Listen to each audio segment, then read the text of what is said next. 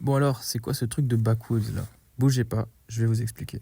Dans cette vidéo, je vais vous présenter le projet de Backwoods sur Solana, de manière globale, avec suffisamment de détails pour que vous puissiez vous faire une idée de quoi il s'agit. Je tiens à préciser bien évidemment que cette vidéo n'est pas un guide de jeu ou de théorie craft. Je vous ferai une vidéo plus tard à ce sujet.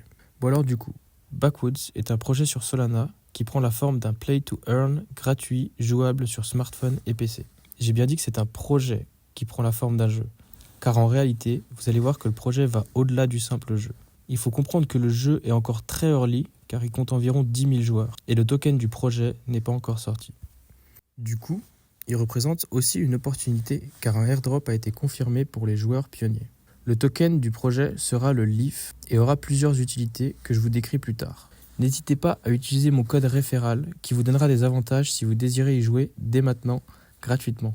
Du coup, le jeu c'est un roguelike où vous commencez avec une arme aléatoire au milieu d'une map. Vous devez survivre à une série de vagues qui s'enchaînent et tuer le plus de monde possible pour gagner des pièces d'or et du loot. Entre chaque vague, un système de loterie vous permet d'échanger vos pièces et d'obtenir des équipements et des armes pour les vagues suivantes. Sachant que les monstres deviennent plus forts, plus rapides, plus résistants, avec des vagues spéciales et des monstres spéciaux. Le jeu est super simple à prendre en main, vous verrez, puisque vous n'avez que 4 contrôles, qui sont les flèches directrices. Mais ne vous méprenez pas, mais voyez par vous-même comment le jeu peut devenir compliqué quand vous montez dans les vagues. Pour l'instant, chaque compte peut faire 4 parties par jour, symbolisées par une jauge de vite qui cape à 20 et qui se réinitialise tous les jours à minuit UTC, ce qui fait à peu près 4 heures du mat pour l'heure française. Et du coup, une partie vous coûte 5 vites. Actuellement, la map sur laquelle se passe l'action change toutes les 24 heures, avec des monstres différents à chaque fois et toujours un maximum de 30 vagues. Lorsqu'on finit et qu'on arrive à la vague 30, on a gagné et notre score s'affiche. Certains joueurs font la course au meilleur score tous les jours. Si ce que je viens de vous raconter vous a déjà chauffé pour jouer, alors que j'ai pas encore tout présenté, c'est normal, moi j'étais pareil dès le début. Puisque le jeu est actuellement en alpha, il vous faudra un code de parrainage pour y jouer. Je vous mets le mien en description et il s'affiche à l'écran. C'est LEPHARE, L-E-P-H-A-R-E, en minuscule. En mettant ce code, vous allez gagner 5% de plus de points et moi je vais aussi gagner 5% de vos points. Et je vous explique plus tard à quoi servent les points. Vous allez voir, c'est pas négligeable. Comme vous avez pu le voir dans les vidéos, les héros ont plusieurs lignes de statistiques comme les dommages, la chance, la vitesse d'attaque et plein d'autres. Aussi, il existe une multitude d'équipements avec des armes au corps à corps, des armes à distance, ce qui permet aux joueurs d'établir tout un tas de stratégies pour avancer dans les vagues. Comme vous avez pu le voir, les joueurs peuvent aussi incarner un tas de héros différents. En réalité, ces héros sont des NFT jouables dans le jeu.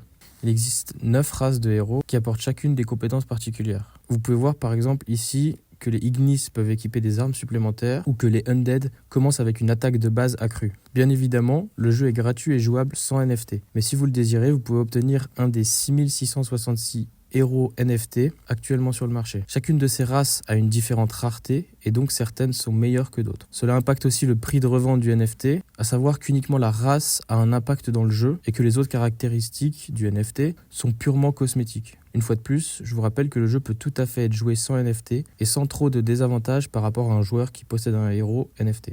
Je voudrais aussi rajouter que les devs ont aussi annoncé que les détenteurs de NFT auront accès en priorité au nouveau contenu qui sortira par la suite. Un petit point historique, donc le jeu a d'abord ouvert en close alpha il y a quelques mois, où les rares joueurs ont pu accumuler des points pour un futur airdrop de token Leaf, mais aussi obtenir une place Genesis afin d'avoir le droit de mint ces NFT. Donc le mint de ces NFT, il a eu lieu le 16 mai dernier, et en moins d'une heure, c'est donc 6666 NFT qui ont été mint pour un prix entre 200 USDT, qui représentait à l'époque environ 1,3 Solana, et 250 USDT, 1,5 Solana. Et cela en fonction du rang de presale. Les prochaines étapes sont l'Open Beta, lors de laquelle aura eu le TGE, donc Token Generation Event, donc la libération des premiers tokens Leaf, et aussi le premier airdrop du token et du projet. Après cette période de bêta, l'équipe sortira enfin le jeu final. Alors du coup, pourquoi jouer ? Eh bien évidemment et premièrement, parce que le jeu est avant tout super fun et addictif. Je vous jure, créez un compte et jouez vos 20 premières vites.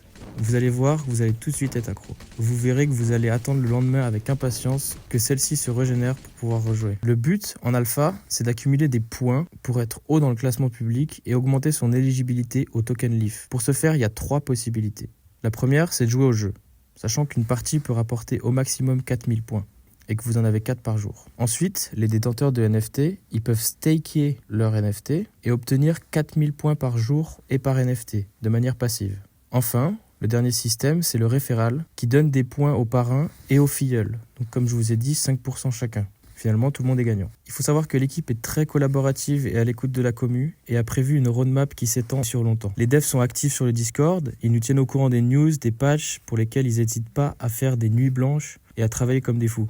Leur vision va au-delà du simple jeu et des NFT et ils ont vraiment pour but de créer une plateforme communautaire et d'offrir aux joueurs une expérience de gaming pure. Il y a une multitude de mécanismes à venir avec les saisons, avec des jeux évolutifs, des nouveaux monstres, des objets, des compétences, des nouveaux défis, des donjons, peut-être des donjons communautaires à jouer à plusieurs. Vraiment, les devs ont pensé à beaucoup de choses. D'ailleurs, les devs ont beaucoup étudié la tokenomique et ont trouvé une tokenomique viable pour le token Leaf qui aura un rôle central dans l'univers de Backwoods, permettant d'améliorer ses équipements, son héros, échanger des objets, mais aussi faire des transactions in-game sous forme de smart contract qui devraient bientôt arriver. Personnellement, je passe beaucoup de temps sur le Discord avec des autres joueurs à échanger de builds ou de stratégies. Aussi, j'ai vu des propositions dans les channels et je peux vous dire que les joueurs ont suggéré des super idées pour la suite et j'attends vraiment avec impatience que la team développe ça. Il y a des gens qui partagent leurs astuces et aussi presque en permanence des gens qui streament leur game sur le Discord, donc je vous invite à faire un tour. Aussi, il y a des badges spéciaux pour les holders de NFT en fonction de leur classe et vraiment l'aspect communautaire de ce projet est vraiment pas à négliger. Voilà, c'est tout pour moi pour cette vidéo de présentation en détail. Si vous comptez essayer le jeu, n'hésitez pas à utiliser mon code référal, LEPHARE, LEPHARE